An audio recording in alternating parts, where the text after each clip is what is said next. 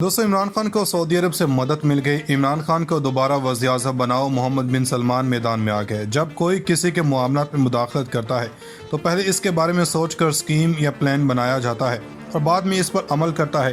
पहले सोचना या प्लान बनाना और फिर अमल करना मुदाखलत है, लिहाजा साजिश और मुदाखलत बैक वक्त लाजिम और मलजूम होते हैं। इमरान खान हुकूमत को गिराने के लिए ख़त लिखा गया और ख़त अपने सफ़ीर ने सफारती आदाब को मलहूज़ खातिर रखते हुए सारे मुतल्लिक़ा इदारों या अफराद को इरसाल किया। 2 मुदाखलत हुई हैं। 3 कौमी सलामती कमेटी दूसरी बार इसकी तस्दीक कर चुकी है, लेकिन बिल्ली थैले से बाहर नहीं आई बल्कि थैला ही बिल्ली को छोड़ गया है। अब इस सारे गोरख धंधे से बाहर निकलने और नेक नामी हासिल करने का एक ही वाहिद रास्ता है कि इमरान खान के मासूमाना मुतालबे पर जितना जल्दी हो सके इलेक्शन करवाकर इस कंबल से जान छुड़वा ली जाए। बकौल शायर जान बची तो लाखों पाए, लौट के बुद्धू घर को आए। माजी करीब की बात है, सितंबर 2019 को मेरी ज़ाती तौर पर chief of army staff general Qamar Javed Bajwa से अमेरिका जाते हुए लंदन लूटन के एक तुर्किश रेस्टोरेंट में अचानक मुलाकात हुई। वो अमेरिका जाते हुए लंदन में रुके थे। मैंने मौका की मुनासबत से इनसे चंद अपनी गुजारिशात तहरीरी तौर पर भी और फिर जुबानी भी नफ्सो नफीस इनके गोशे गुजार की थी। मैंने मुदबना गुजारिश की थी कि जिन लोगों पर करप्शन के केसेस हैं, चीफ साहब अगर वो कसूरवार हैं तो इनको मंतकी अंजाम तक पहुंचाने में कौमी किरदार अदा करें। मैंने ये भी अर्ज किया था कि मैं खुद एक फौजी का बेटा हूँ। हम जैसे पढ़े लिखे आम मुहिब वतन पाकिस्तानी मुल्क छोड़ने पर इसलिए मजबूर हुए हैं कि हमारे मुल्क के वसाइल को तबाह किया गया है, बेदर्दी से लूटा गया है और आम आदमी के लिए रोज़गार और इंसाफ नहीं। आज हम बैरून मुल्क में रह कर मुल्क की खिदमत करते हैं। हमारे दिल मुल्क की बेहतरी के लिए तड़पते हैं।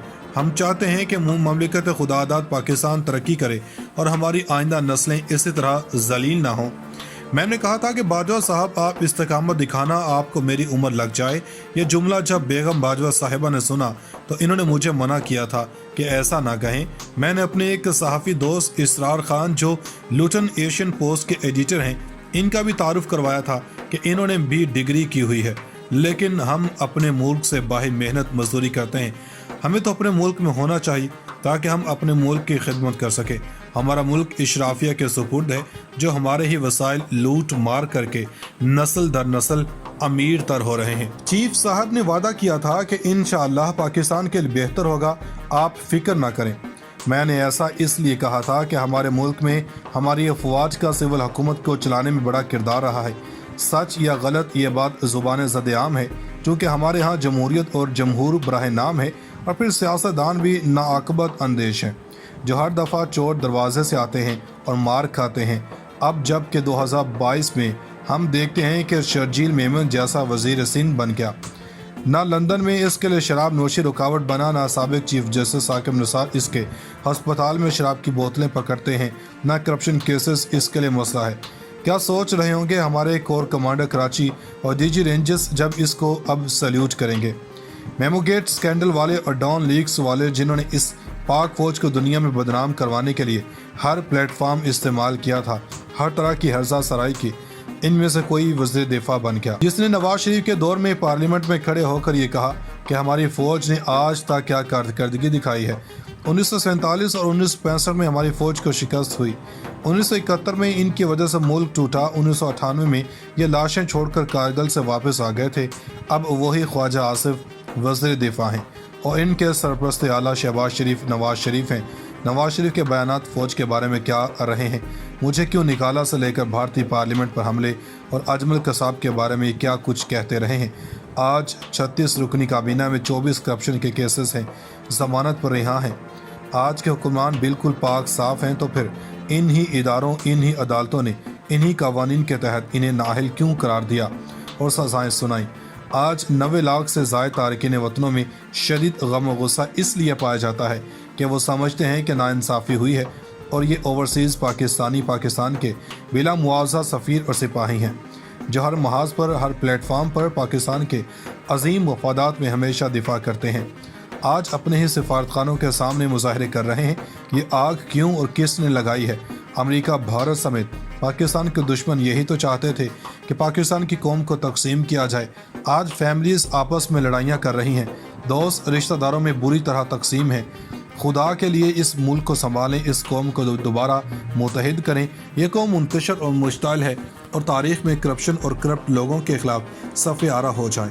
آج میرے ملک کے فیصلے لندن میں ہو رہے ہیں اور پھر وزارت خارجہ کے امور امریکہ میں بیٹھے ہوئے حسین حقانی چلا رہے ہیں۔ پھر باقی رہ کیا گیا ہے کہ بحث کرنے کے لیے سازش ہے یا مداخلت۔ پھر اب اس ملک کے آئین اور قانون و دستور کی کتابوں سے غدار کا لفظ حذف کر دیا جائے تو بہتر ہے۔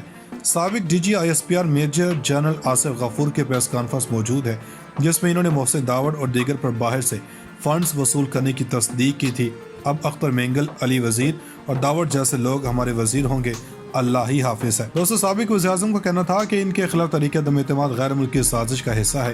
انہوں نے دعویٰ کیا تھا کہ اپوزیشن کی جانب سے ان کے خلاف باضابطہ طور پر تحریک عدم اعتماد دائر کرنے سے ایک دن قبل یعنی کہ 7 مارچ کو صفی سے موصول ہونے والی کیبل اس سازش کا ثبوت ہے۔ یہ مراسلے کا معاملہ پہلی بار عمران خان نے 27 مارچ کو ایک عوامی ریلی میں عوامی سطح پر اٹھایا تھا۔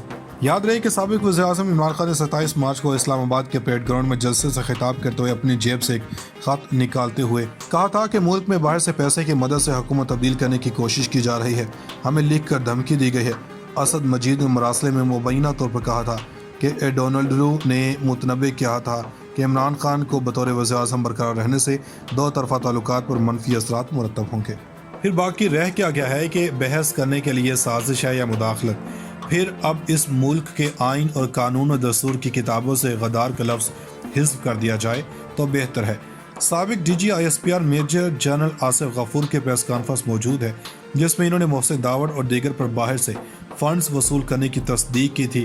اب اختر مینگل، علی وزیر اور داوڑ جیسے لوگ ہمارے وزیر ہوں گے، اللہ ہی حافظ ہے۔ دوستو، سابق وزیر اعظم کا کہنا تھا کہ ان کے خلاف تحریک عدم اعتماد غیر ملکی سازش کا حصہ ہے۔